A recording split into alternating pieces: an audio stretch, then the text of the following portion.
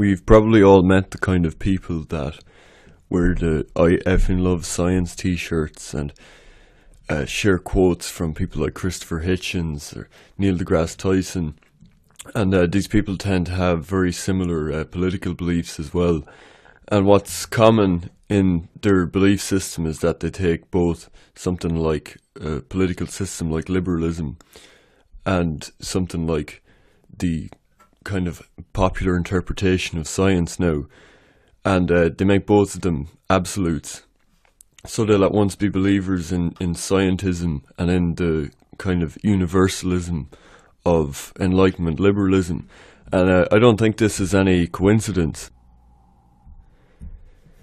I think every material reality in this is kind of a Marxist way of looking at things, has a corresponding sort of ideological superstructure, and necessarily this superstructure has an ontology presupposed. As much as, in our modern ways of thought we try and deny things like ontology and metaphysics, any belief system necessarily sort of presupposes them.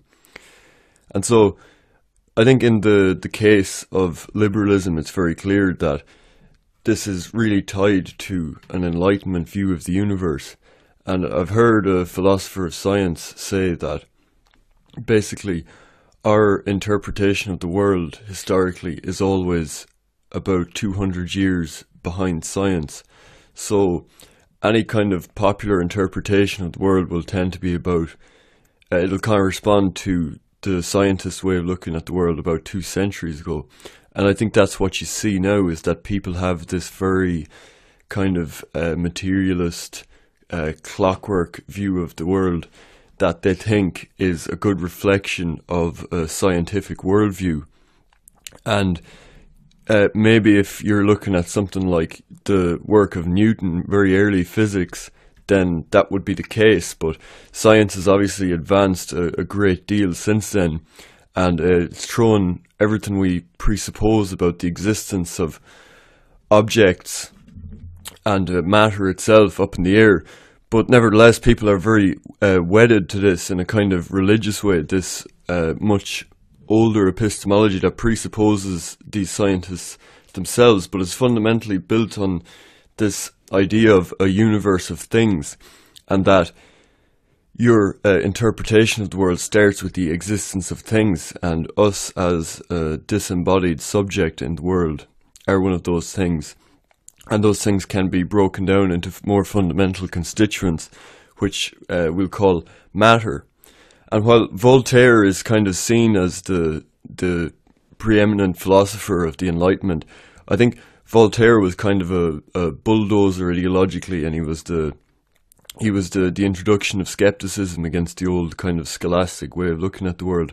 I think the real fathers of this way of seeing the world, of Enlightenment liberalism, are 3 English men, and that would be Adam Smith, the economist, Newton, the scientist, and John Locke, the philosopher. And this is why we talk about British empiricism, because I think these 3 men, more than anything, define this worldview that's dominated ever since. Smith with the economics, Newton with the science, and Locke with the politics and philosophy. And also out of Newton's science, you get your metaphysics, because metaphysics isn't really part of this worldview. And so it's made subservient to science and to empirical knowledge. And so, kind of paradoxically, the system that Newton devised for the study of empirical reality becomes a sort of transcendent ontology for liberalism. And it's a necessary one, because for something like John Locke's liberalism, or even the work of Thomas Hobbes, what Enlightenment ways of approaching politics rather, always come down to is the idea of the social contract in one form or another. And what that presupposes is, again, that people exist as disembodied elements, atoms and the void. And in the case of society, it's people and the void. and they come together contractually to create the state. And so the fundamental idea of liberalism is basically that things are primary, and what we witness that are that can't be pinned down spatio-temporarily, things like social order, society itself, transcendentals like truth, beauty, goodness, that these are basically epistemological categories in which we place things, rather than them being having any kind of primary existence, and something like matter or the world sort of being secondary to them in a kind of Neoplatonic way. The interpretation they necessarily fall into is that the disembodied self is the person that creates these categories like beauty or truth. And so epistemology becomes very important to this worldview. But epistemology fundamentally presupposes a split between the knowing subject and the outside world, and this is taken to its extreme in Descartes with the disembodied cogito.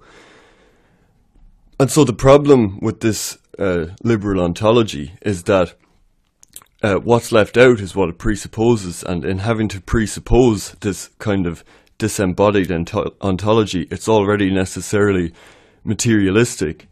And maybe this comes in large part from its Christian origin and the Christian background of the people that were involved in the Enlightenment, and many people have called the Enlightenment a secularizing of Christianity, and that may be accurate, because while they claim to get rid of the soul, they nevertheless put the knowing subject in such a position that he is outside the world and sort of beyond the world.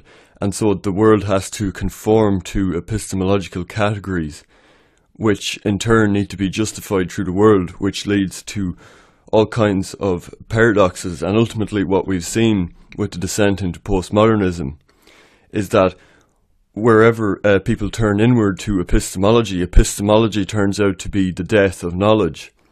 And most of the great 20th century philosophers, like Heidegger, or even British philosophers like the British idealists, Alfred North Whitehead, Henri Bergson, these philosophers tended to kind of eschew epistemology and kind of ignore the last 200 years, throw it out and kind of go back to scratch in a kind of a manner similar to what Plato does, and they go straight into this kind of speculative realism.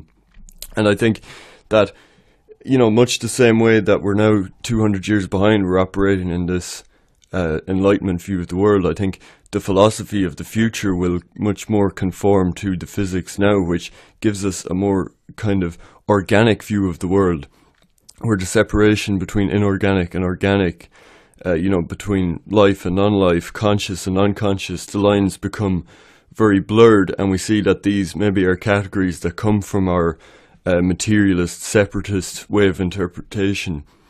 I think that will be replaced by a kind of speculative realism, and I think we're seeing signs of that in the fact that books by people like Stephen Hawking and other scientists that speculate about the origins of the universe or the fundamental nature of reality, things like string theory, have entered popular consciousness.